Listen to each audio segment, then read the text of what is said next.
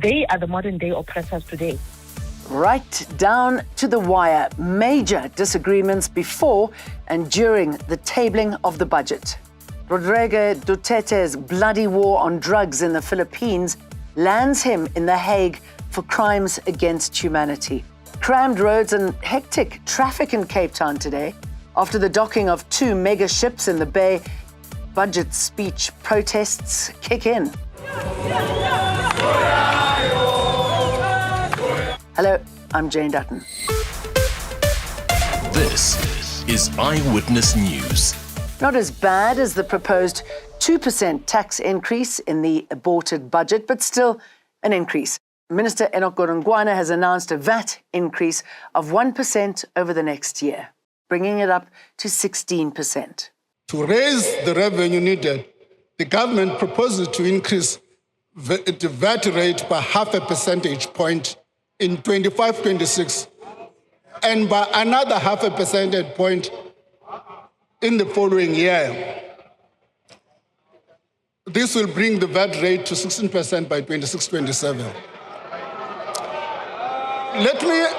Let me pause for a moment. Let me pause for a moment and say, order, honorable members. Let's allow the minister to finish his presentation. Madam Speaker, should the spending reviews and other measures we're embarking on yield enough extra revenue, we will reassess the need to embark on the second 0.5 percentage point increase to VAT.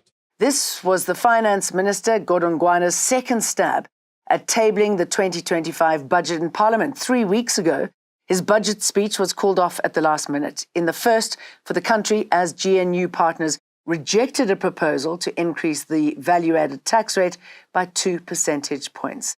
We agree that we need to protect SRD, we agree that we need to invest in infrastructure, but let's test the rich. Let the corporate tax be increased. Let there be tax on the wealthy people of South Africa who buy buffaloes for 22 million. Those people should be made to pay and finance the social responsibilities of the state. Increasing VAT by any percentage is disastrous. To increase it by 0.5% this year and next year as well. The people who are going to suffer most are black people. Organizations under the banner People Against Budget Cuts, which include trade union federations and several civil society movements, have been gathering in front of Parliament to demonstrate against budget cuts.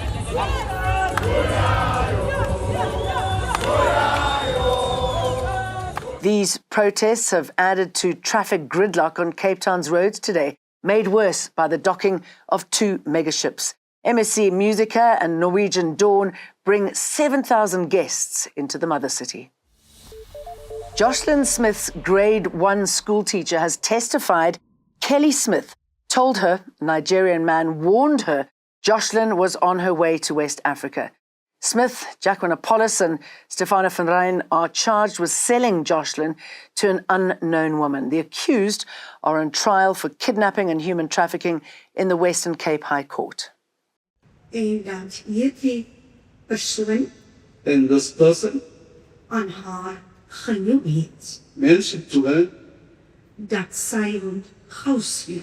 that she must very quickly. Mart told the court Smith said the man told her Jocelyn was on a ship in a container on its way to West Africa. A social media influencer has testified about Smith's behavior after Jocelyn went missing. Shakira Khanif today told the court she joined the search for Jocelyn a day after she disappeared. She recalled Smith became rude during a video call on the day Jocelyn disappeared, when Khanif asked her if her boyfriend, Jacqueline Apollos, could be involved in Jocelyn's disappearance. Khanif told the court she also noticed Smith's hands were dirty, as if she was digging in dirt when she spoke to her. She says Smith never joined any searches for Jocelyn and also told her Jocelyn's disappearance had brought her fame. A preliminary report into yesterday's bus crash on the R21 in Gauteng suggests sudden braking may have been the cause of the accident. 13 passengers lost their lives when the driver allegedly lost control along the R21 highway while en route to Kempton Park. There was a sudden break that led to the bus losing control. Further details subject to a verification. A bus transporting school children has crashed near Wadeville on the East Rand. Kuruleni Emergency Services says the primary school pupils were on their way to school when the accident happened in Black Reef and Dikema Street. So on arrival, we found that now none of the children sustained critical injuries, but we have recorded 19 casualties with minor injuries have been treated on scene by the Gauteng Emergency Medical Services paramedics. So soon they will be transported to various hospitals for medical care. The Tshwane Municipalities Group Audit and Risk Department has been tasked with investigating a possible conflict of interest between a contractor service provider and the Deputy Mayor, Eugene Modise. Last month, the DA alleged Modise is unethically benefiting from contracts awarded to a security company linked to his family. Because obviously these are important allegations, especially when now the company is being touted as a future beneficiary in other tenders as well. So we then asked the city manager to process. Obviously for his side, he now needs to appoint Group Audit and Risk, which is the department that handles investigations. Social grant beneficiaries who've about 624 Rand in their bank accounts do not qualify for the Social Relief of Distress grant because they are seen as having other forms of financial assistance. This is contained in papers before the Gauteng High Court in Pretoria. Social Development Minister Sisisi Tolashe is appealing the order of the court that declared as unconstitutional SASSA's 2023 regulations governing the distribution of the Social Relief of Distress grant.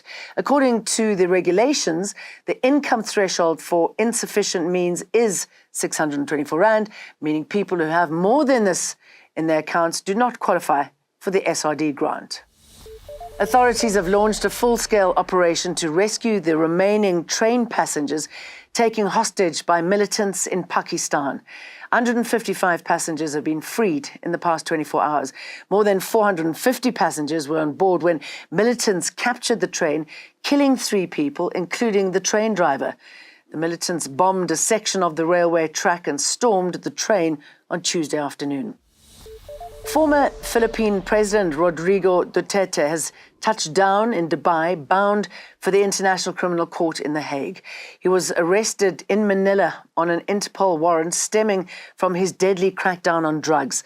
The 79-year-old faces a charge of, quote, the crime against humanity of murder, according to the ICC, for a crackdown that rights groups estimate killed tens of thousands of mostly poor people. His daughter, the current vice president, Sara Duterte, said he was being, quote, forcibly taken to The Hague. Back home, South African mining magnate Patrice Motsepe has been elected unopposed to serve a second 4-year term as the president of CAF. Motsepe has led African football's governing body since 2021 and will stay at the helm until 2029. The achievements over the last few years was because of all of us, and I'm immensely grateful. Thank you so much, because this is about Africa, this is about the people of this continent, and it has been a huge privilege for me to get exposed to each and every one of you, because you represent the very best of the continent and the very best of the world. And that's all from us. It's good to be back, and I'll see you for more again tomorrow. Eyewitness News, in touch, in tune, and independent. For the latest, log on to ewn.co.za or ewn.mobi.